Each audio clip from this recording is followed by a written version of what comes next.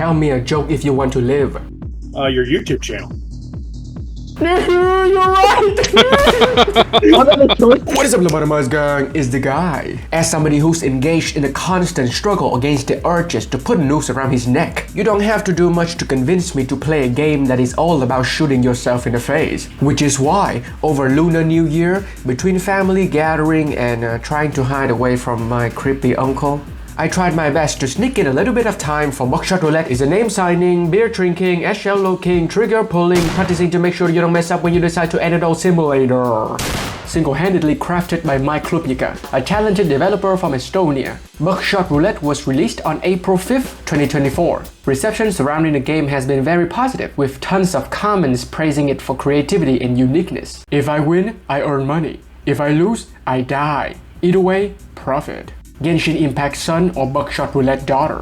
And I gotta say, never before has shooting yourself in the head been so much fun. Not that we can really tell because I haven't read any reviews from the people who did it in real life. Eeny, meeny, miny, mo. Sorry, Jajone. Adios. See you later.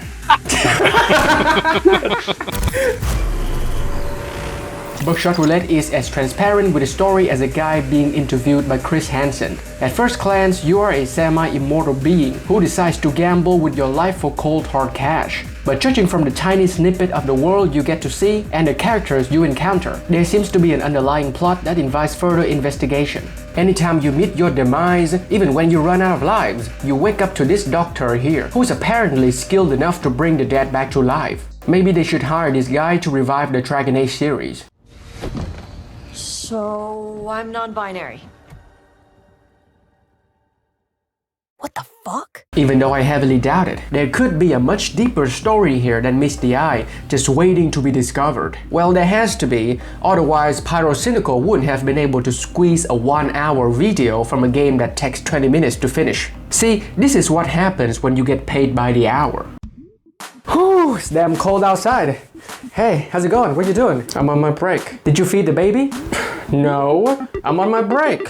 I told you to feed the baby 8 hours ago before I went to work. I literally beat this game on my second try, which took like 15 minutes, followed by half an hour in endless mode. Needless to say, I haven't the slightest idea what the story is about. For all I know, the game could be a representation of what it feels like to have a daughter who does OnlyFans. The way things are going, I wouldn't be surprised if your character was Jack Doherty, stooping to the deepest low to get some money. There is apparently an ARG mystery in this game that has yet to be deciphered, but I couldn't be bothered to go deep into it. As opposed to you, the only thing I go deep into is a vagina. Beating the game unlocks this CRT monitor connected to some pulsating mass of flesh that you can access for some information as well as look at a couple of inaccessible pages. Since the flesh seems to be originating from an endless void, I have a suspicion that this game is somehow connected to Horot, which shares quite a similar aesthetic, only you shoot enemies controlled by some incomprehensible eldritch being instead of yourself. You can also take this bottle of pills here to activate Double or Nothing mode, which is an endless mode for people who had finished the story and would like to more efficiently distract themselves from the sad reality of their existence. Now that we have talked about the story mode, it's time we discuss the real Buckshot Roulette, the multiplayer. You have the magnifying glass, you can use it to check the type of ammo. Okay, let's see. Why? No! Why? Is this just a race to who dies first? I think that's the goal. In my case, I played with members of my Patreon. Special shout out to Oseyeres, Mouse, Mangala, and PR. Access to our Discord server is on the Patreon, so go check it out if you want to support the channel. See, when you talk about a video game, I feel it is kind of redundant to say that multiplayer is fun with your friends, because it's like saying self-proclaimed alpha males are pathetic and injecting heroin is fun. Of course it is fun. Anything is fun with the boys. Just don't ask your depressed friend to play it. Oh hey man. Hey. You're still sad about that? Come on. You gotta let that go, right? Yeah, I don't know. I know. How about we play a game? Yeah, Buckshot Roulette. Yeah? What is it? Well, it's like Russian roulette, but with a shotgun. Okay. Alright, so here's the rule. You got a shotgun, right? Some of the shells here are blanks, but you're not gonna know which one. So you have to use some of these items. Hey, what the fuck are you doing? Buckshot Roulette. It's a game! It's a video game! I know. I know! Oh. Can't believe it got to him that much. As of today, slavery is officially abolished. Fuck! I gotta tell you, Buckshot Roulette multiplayer is some of the most fun I've had playing video games in recent years. Granted that this is what we've had in recent years, so I don't know how much of a compliment that is. Just take my word for it, okay? The multiplayer is freaking amazing, especially with the right people. Okay. Oh, I love it already. Attaboy. Okay.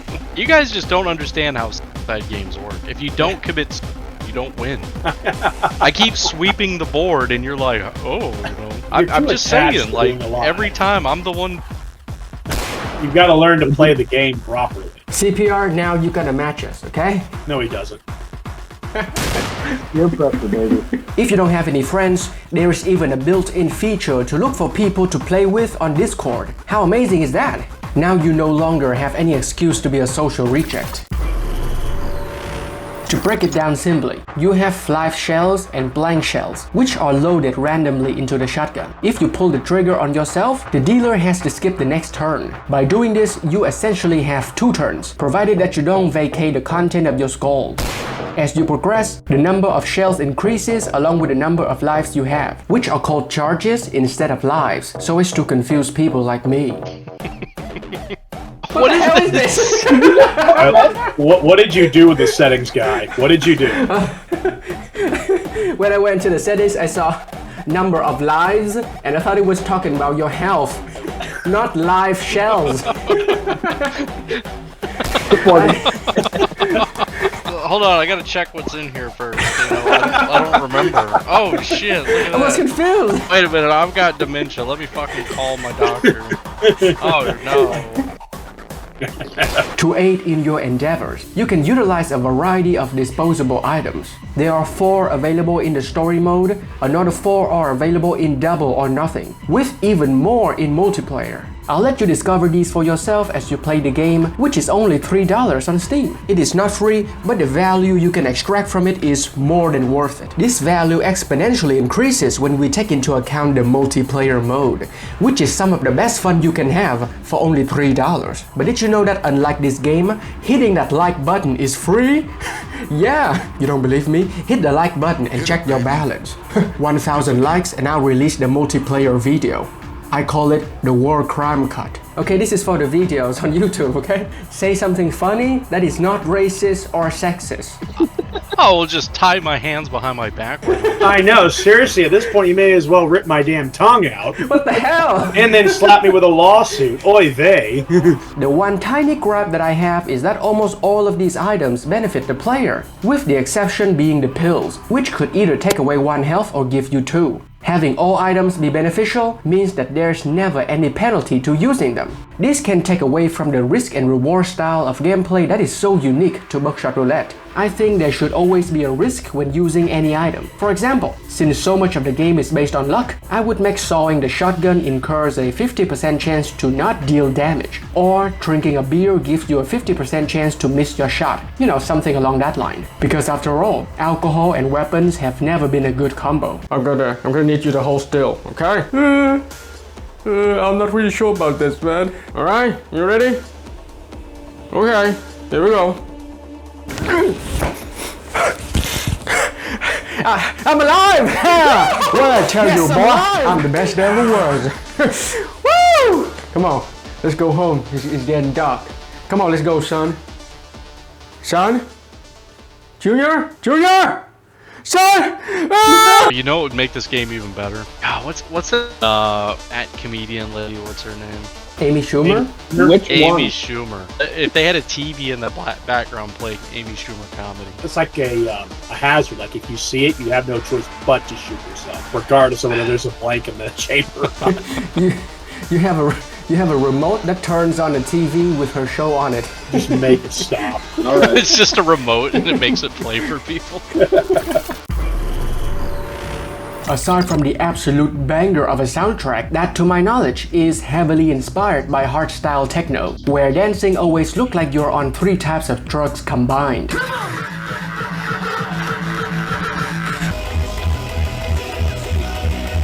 There's not a lot of audio in the game, save for the occasional sound effects when you use items, and of course, introduce your gray matter to some 12-gauge buckshot.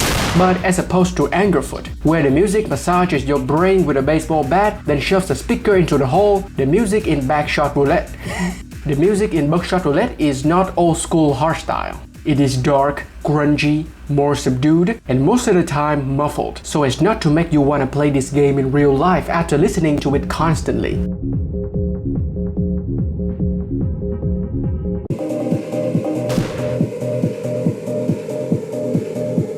The best way to describe the audio is that it feels like it's the 90s, you're in an illegal rave at an abandoned underground warehouse in some seedy neighborhood where some kids went before they end up on a missing poster. It is extremely atmospheric. The same goes for the video of the game. In my mind, there are a number of games that can only be played on a cold, rainy night and at no other time. Doing the opposite will ruin the entire experience and bring about harsh consequences. There's Vampire the Masquerade Bloodlines, the Shadowrun remakes, this game. Got your nose? That's not my nose. I know. I don't like this game. Suck it up, pal. I didn't sign up to touch another dude's toe either. That's not my toe. And of course, Buckshot Roulette. I can't really put it into words, but there is just something about the way this game looks and sounds that makes it synonymous with late Soviet illegal midnight rave. In my head at least. Isn't that right? Is that right, man? This is even more true when you listen to the soundtrack by Alex Pipeman on YouTube, whose accompanying video allows for a more thorough look into the world your character inhabits. While it is not a technical achievement or anything, the visual of Buckshot Roulette serves its purpose exceedingly well. Furthermore, it makes me curious to see what else can be done with this frankly striking and unique aesthetic. Should you play this game? Yes, of course. Even if you don't want to die, for some reason, consider this practice. You never know when you're gonna get laid off when the CEO wants a bigger bonus. Share this video, subscribe and stay tuned to watch me wallow in unceasing madness. If you don't, I'm gonna touch your toe.